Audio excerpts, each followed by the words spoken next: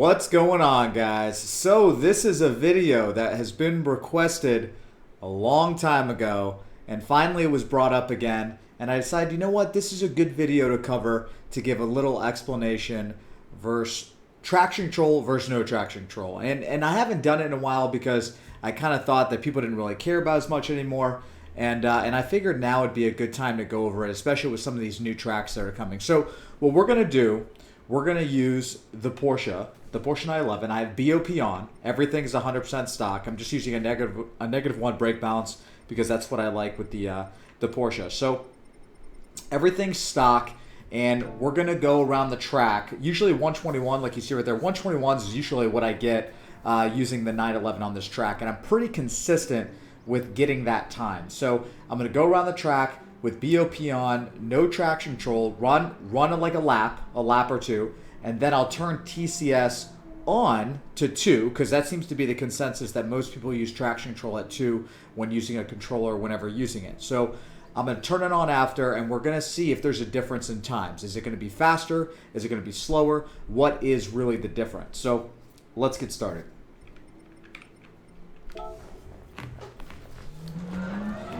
All right.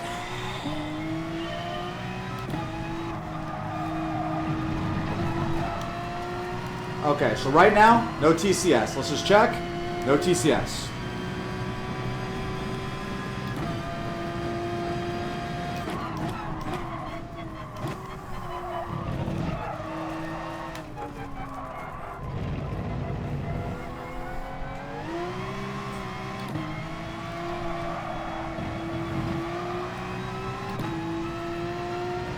Definitely not that good of a run right there. It's not a great start, but maybe I'll do 2 laps because I got to warm up.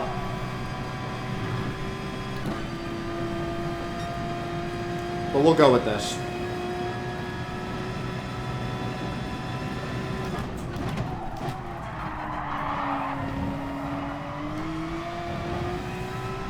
That was a really, really bad exit. I braked too late. I'm going to do 1 more lap. I'll do 2 laps each. How about that? That sounds fair.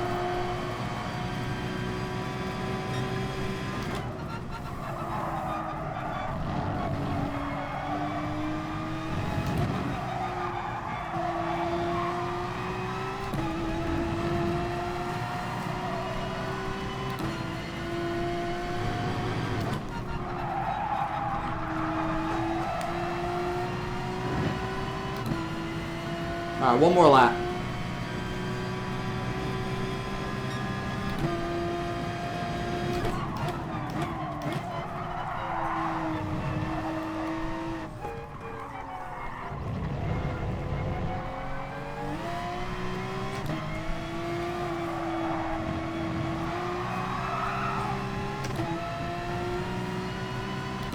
Spun there and messed up. I tried to go a little bit quicker. That's why that happened. But we'll see what happened. Let's see what happened. I got out early, spun a little bit. Whatever. I lost a 10th. All good.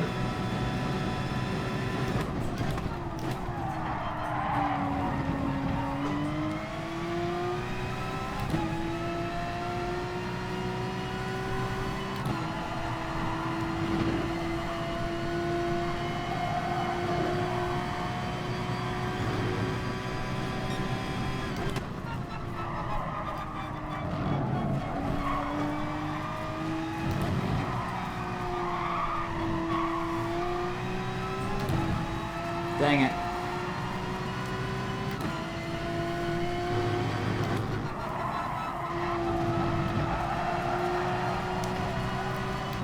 Man, I pushed hard right there in that last exit. Okay, I just hit 121.5, 121.5 twice in a row, and you saw me mess up on that turn in the very beginning. So, and that was sliding. So I would have hit probably like what, a 121.3 or 0.2 or something. No, wait, probably like a 121.3. Yeah, somewhere around that range. So you just saw 2 laps doing that back to back, and that was pretty consistent, right? With a couple mistakes. But even with that mistake, I still ran the same time. So let's go into, let's restart now, retry. Now we're going to turn TCS on. 2. I'm going to take the same line. I didn't like that start. I gotta make this fair. It's on 2 still.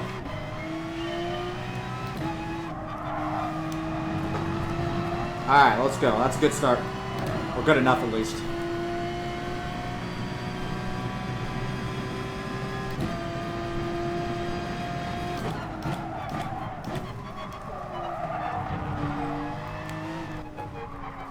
Oh, it feels different.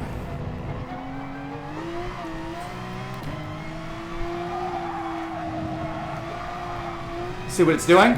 You see that? I was getting on it because usually I get the back end loose when I come out of that turn and it restricts me. So instead of it sliding out and me counter steering it, it's holding the car back.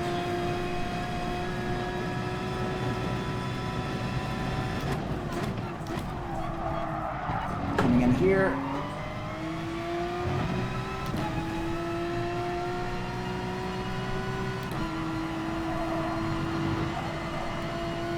We're gonna do one more lap.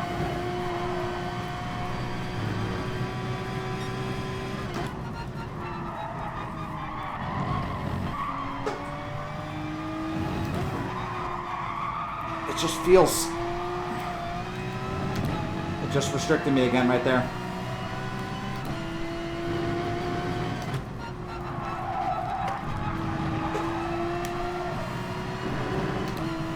Okay, we're gonna do another one though.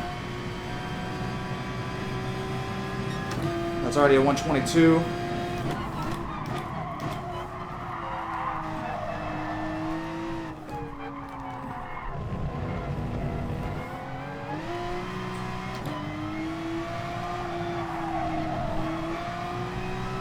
Okay, that was good. I anticipated it was going to, you know, stop me from accelerating, so I kind of accelerated a different direction there. There we go.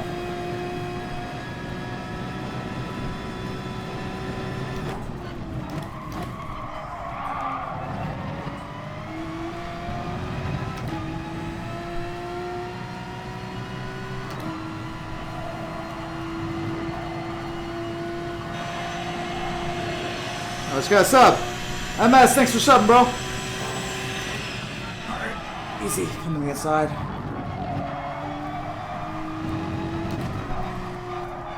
That actually helped me with my time right there.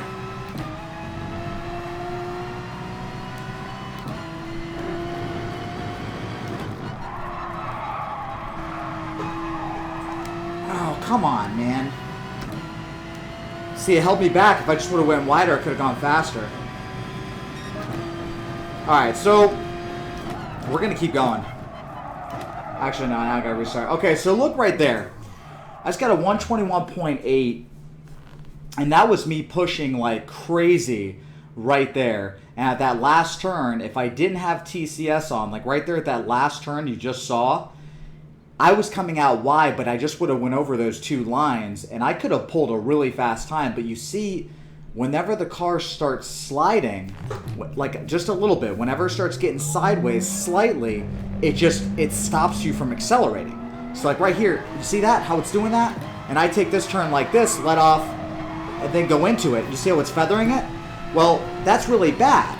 See, if I take off, if I restart this, and like, let's say I turn off TCS now, right? So we're gonna turn this off. I'm gonna do the same thing. This is the problem with TCS. See, coming like this, and you floor it like this, if the car starts sliding out a little bit, you can control that and still maintain a higher rate of speed. You don't want to choke the car up. So like right here, I'm slowing down, I'm coming in. It's okay if the car slides a little bit. I mean, it already feels immediately better right now. See, I'm sliding. Like right there, the car was sliding right there. You can see it. So it's even spinning here, but look, I'll let off, then get on it. See, the car, it's spinning. It is spinning, but I'm not getting that throttle control, so I can kind of counter steer the car and maintain the fishtail, right? And that's really the main difference. Like, look at that, 29.1. And that's what I was running TCS, and that wasn't even a good start. I mean, you saw that wasn't even a good start. It just, since you're not restricted, like right there, me accelerating, that would, all day, right there, that would have been throttled. And you can just tell, just by me driving, you can see that restriction whenever I start pushing a little bit too hard. Like when I start pushing hard, I'm going to get the car sideways a little bit to get spin. Boom, TCS kicks in.